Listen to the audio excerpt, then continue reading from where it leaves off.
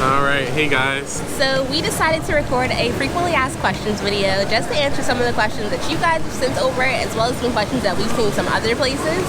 So the question that I personally get a lot is, what is it like to be an African American person in Bali? Yeah. And do I see other African American people?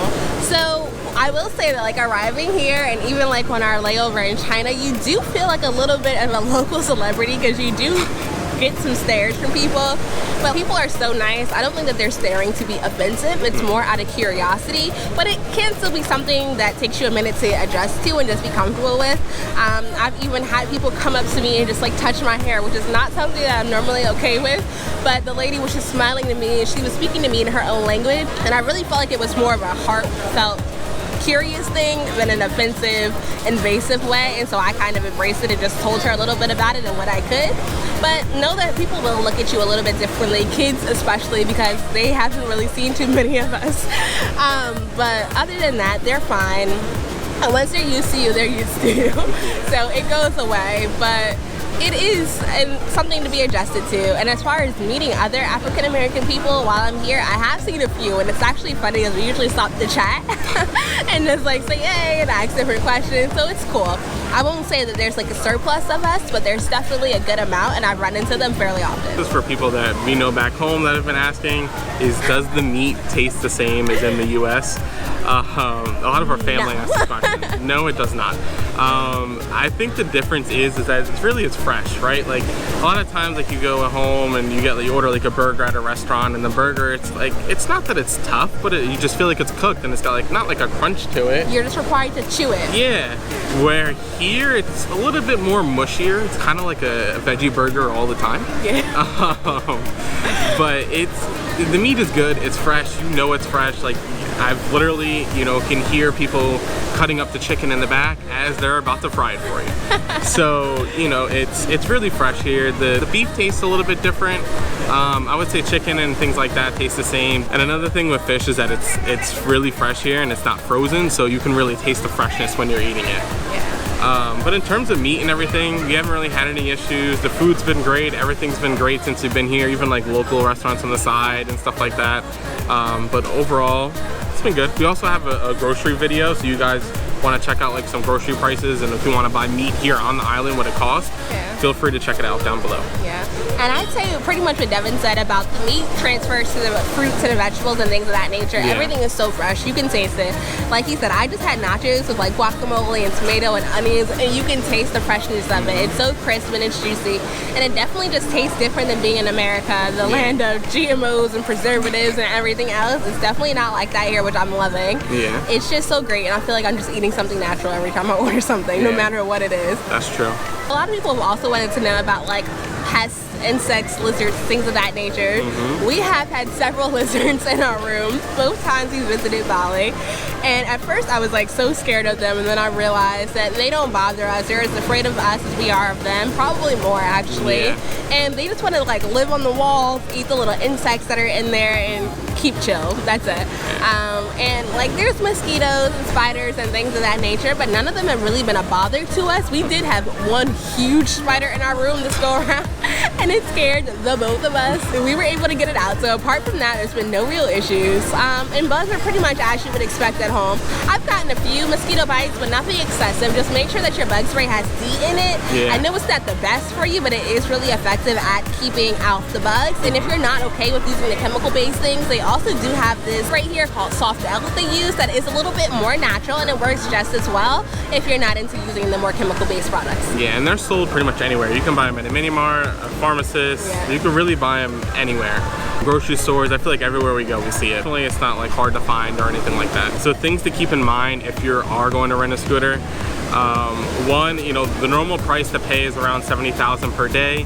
If you do extend it, it is a little bit cheaper. Our scooter is costing us around $50,000 per day.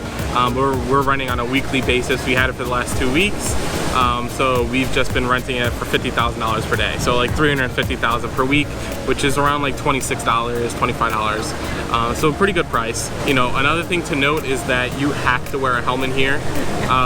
It's required by law. You will see a lot of the locals and even some of the tourists not wearing helmets, but if you are pulled over for any reason, if you don't have a helmet, it's typically around like a $50,000 fine, which is around $5 US.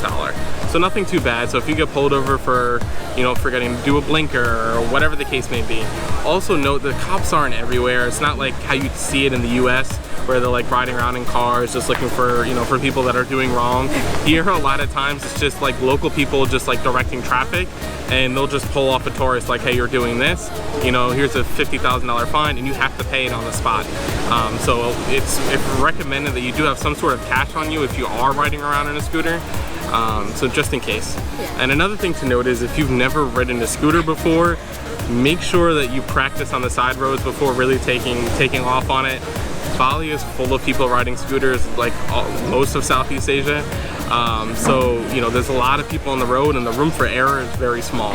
So definitely get your practice in.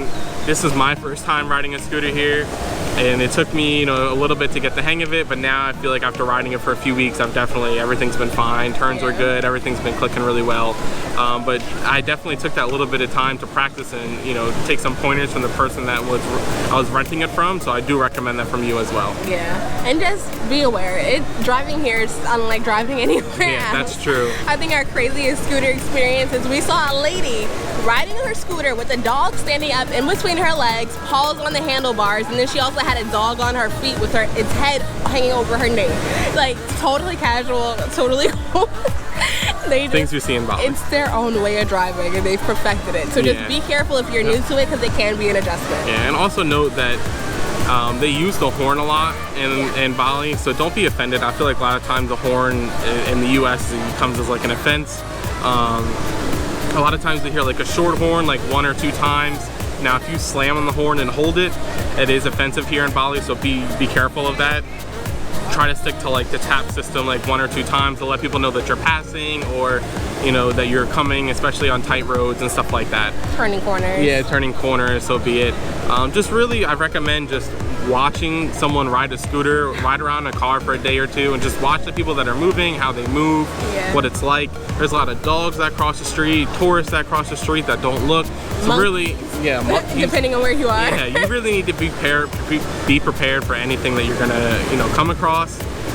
So definitely, like I said, just make sure you practice before you really, you know, get into it. Another question is tipping customary? It actually is not, and sometimes it can be offensive depending on the situation that you're in. Usually it's more appropriate for drivers or like tour guides or people of that nature, but do know that when you tip, it can go such a long way for them and it really is appreciated. In Bali, the minimum wage is about $140 with a higher paying job, bringing in about $500 in a month. So know that if you do tip, it can go a far way and it really will be appreciated by the locals. When we were at the waterfalls, we were tipping people for certain things, taking photos of us and stuff like that, and everyone really appreciated us, you know, tipping them and stuff like that. So it does, like you said, it does go a long way. Another question that we've been getting questions about is how can I prevent Bali belly?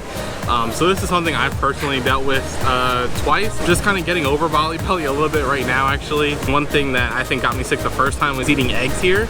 A lot of times we do like eggs over easy, especially on like nasi goreng or mee goreng, and I just think it really didn't sit well with my stomach. So something to be aware of. We actually haven't been eating eggs since we've been here, just because they don't put their eggs in the fridge. Everywhere that we see that they're out and about.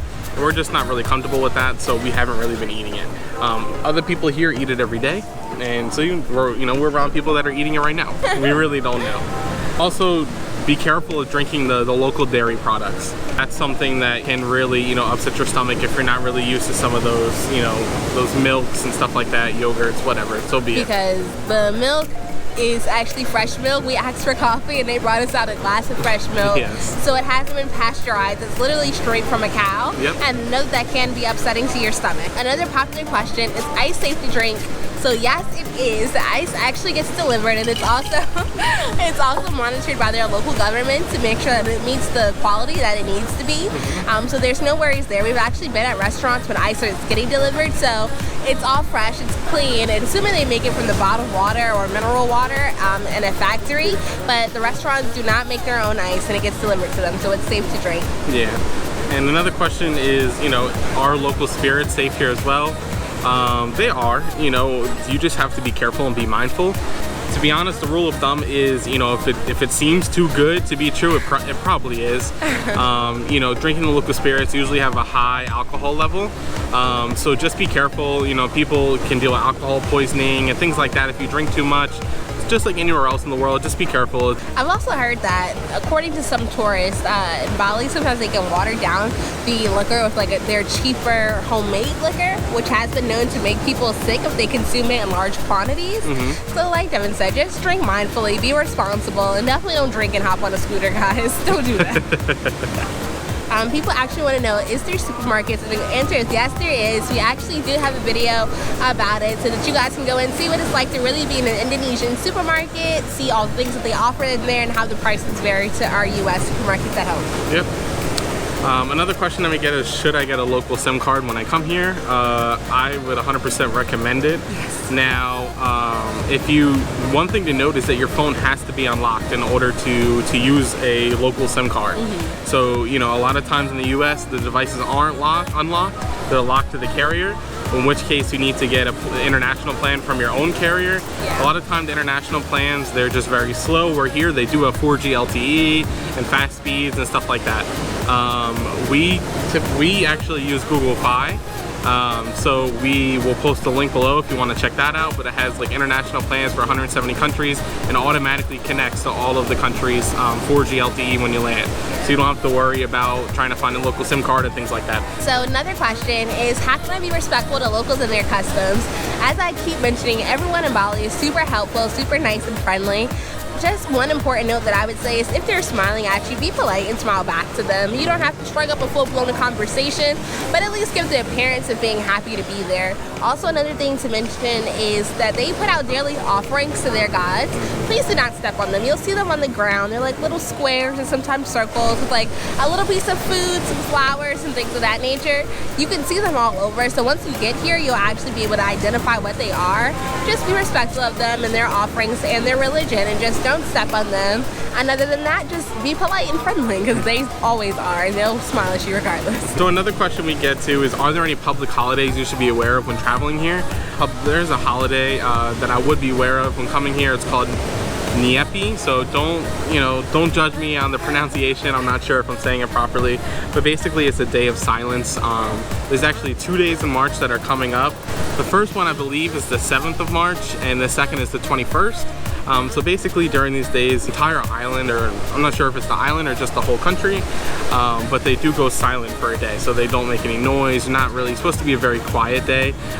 Tourists are expected to participate in this.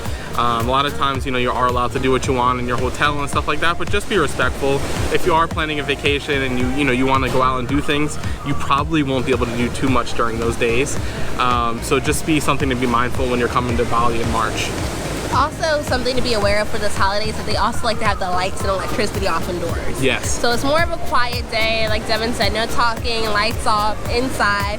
I think it's really just supposed to be a day of remembrance and respect. So just please don't be disrespectful if you do visit during that time and cause a ruckus during their silent sacred period. So, I mean, that's really it. Those are our frequently asked questions. Those are all. Yeah, so if you guys have any other questions, feel free to drop them below in the comments. We'll be sure to answer them there. Also, don't forget to like, comment, subscribe. You see you guys watching, just subscribe if you like the video. It would really go a long way for us. Definitely. So click the little red bell down below, and I think that's it. We'll see you guys in the next one. Later, guys. Bye. Thanks for watching. Like, comment, subscribe. And we'll see you guys in the next one.